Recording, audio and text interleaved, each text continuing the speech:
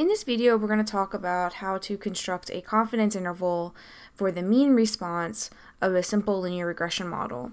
So let's start with what is a simple linear regression model. We have yi equals beta naught plus beta 1 xi plus a model error term for I equals 1 to n. All right, so let's start with what is the mean response.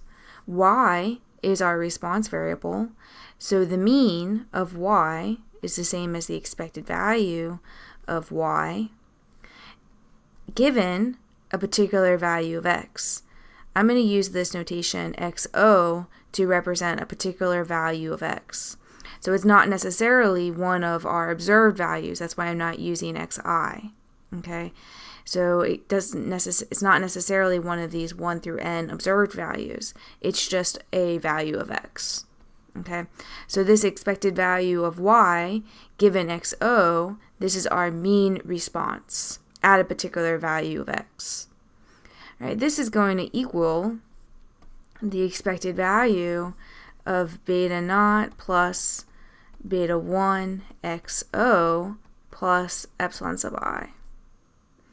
All right, and I'm going to use the assumption, so let's use the assumption that our model error terms are normally distributed with mean 0, variance sigma squared.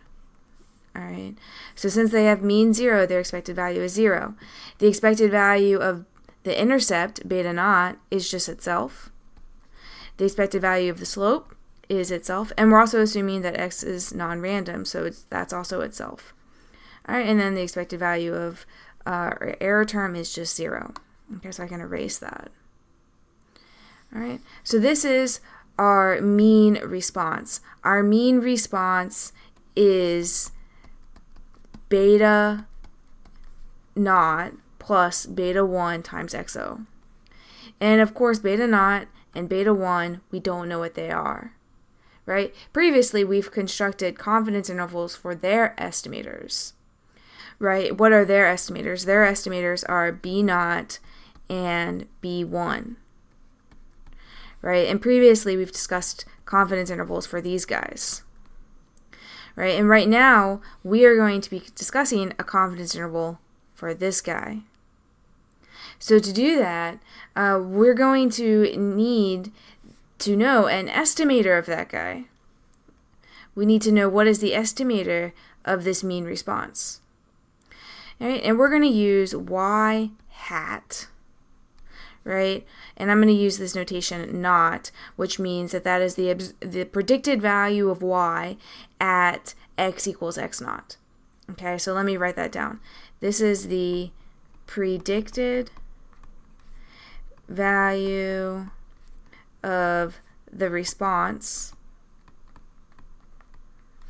at x equals x naught. Right? It's also the estimator of the mean response. So let me write that down. So this is it, and additionally, it kind of has a dual role, right? And this is the estimator for the mean response, okay? The estimator for the mean response, which is y at x equals x naught. So when we're constructing a prediction interval, we're going to be needing to focus on this interpretation of y hat.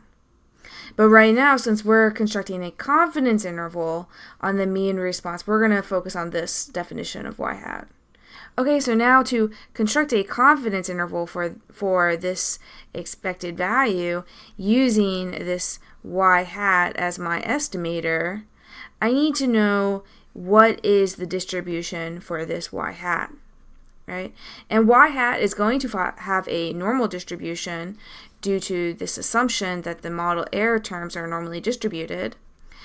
So I just need to know, okay, well, what's the mean and the variance for this y hat naught? Okay, so let's start with variance. What is the variance? So let's find the variance of y hat naught. Okay, this is going to equal the variance of b naught plus b1 x naught. All right, and it's very tempting. Students will often want to go to the next step and say this is the variance of b naught plus x naught squared times the variance of b1, right? However, this is not true. All right, and the reason why it's not true is because b naught and b1 are not independent. Okay, so you cannot just break up the variance like this, and it would be so nice if you could, because Excel gives you the standard error of the intercept and the standard error of the slope, but unfortunately they are not independent, so you would have to also have a covariance term here, right? Because remember, what is b naught? B naught equals y bar minus b1 x bar. Okay, so b naught clearly depends on b1. b1 is sxy divided by sxx. Okay, so that's just a reminder. All right, so don't do that. Rather, let's go ahead and plug in b naught. So we have y bar minus b1 x bar plus b1 x naught. All right, and I can rearrange this a little bit and pull out a b1. So let's pull out b1, and I'm left with, let's see, x naught minus x bar. All right. So now, the nice thing about this is that we did previously discuss that y bar is independent of b1, right? And we discussed that when we were finding the variance of b1. So if you go back to that video where we found the variance of b1, we did prove that y bar is independent of b1, right? And so because of that, I can now break up this variance. So I end up with the variance of y bar plus xo minus x bar squared times the variance of b1. Right? And let's see, the variance of y bar, this is going to be equal to 1 over n squared times the sum of the variance of yi, right? Basically, I plugged in the mean equation here, and I pulled out the 1 over n, okay? And the variance of b1, once again, you can go back to that video. We've already shown that it is sigma squared over sxx. Okay. So the variance of yi, right, due to this assumption, if I go back up here, this assumption that these error terms are normally distributed and their variances are sigma. So the variance of yi, right, all these guys are constants, and I'm only left with this variance, so it's sigma squared, right? So this equals, now sigma squared, when you have it n times, you'll get n of them. So one of the n's cancel. So you have 1 over n times sigma squared plus xo minus x bar squared, sigma squared over sxx. And we can pull out a sigma squared. All right. So we have found the variance of y hat at x equals xo. Okay, so this is our variance of our mean response at x equals xo. Okay. And what about the expected value? The expected value of this mean response at x equals xo. Well, this is b naught plus b1 times xo. Right? And b naught and b1 are both unbiased estimators. So this equals beta naught plus beta 1 times xo, which is exactly the expected value of y given xo. Right? So this is exactly what we're trying to find the confidence interval for. Okay. All right, so let me go ahead and write down kind of a summary of what we just discussed. So now we have, we've determined that y hat naught, this is a normal distribution. Its mean is the expected value of y given xo. Its variance is sigma squared 1 over n plus xo minus x bar squared divided by sxx, right? And of course I can standardize this, right? I can standardize this and I get y hat naught minus the mean, okay, divided by the square root of the variance, so, or the standard error, all right, which is sigma times the square root of 1 over n plus x naught minus x bar squared divided by sxx. All right, and since this is standardized, this is 0, 1. Right, and then once you have a standardized random variable, then and it includes this sigma, which we don't know, right? What is sigma? It's our model standard deviation, right? We do have an estimator for sigma that we've previously discussed. It's S.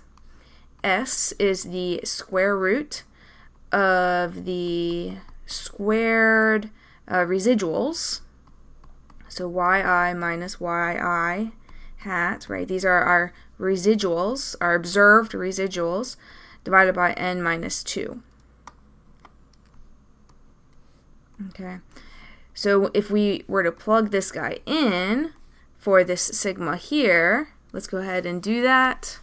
We have y hat naught minus the expected value, the mean response, and now I have S here.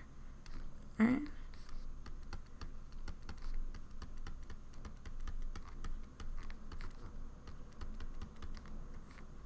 Right, and when you plug that in, when you make that exchange, this goes from being a normal distribution to being a t distribution, and its degrees of freedom are n minus 2.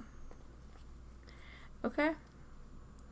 All right, so we're trying to construct a confidence interval for this guy, right? For this mean response. All right, so now that I'm here, I can do this. I can come up with some sort of probability statement. Remember, the t distribution, it kind of looks like a normal distribution. It's centered on 0.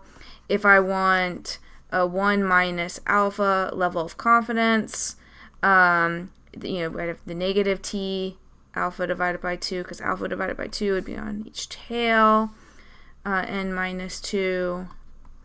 Alpha divided by 2, n minus 2 would be on each tail, and I could come up with a probability statement like the probability that we're between this negative t alpha divided by 2, that all this jazz here, this y hat naught minus the expected value of y xo divided by s times the square root of 1 over n plus x naught plus x bar squared sxx.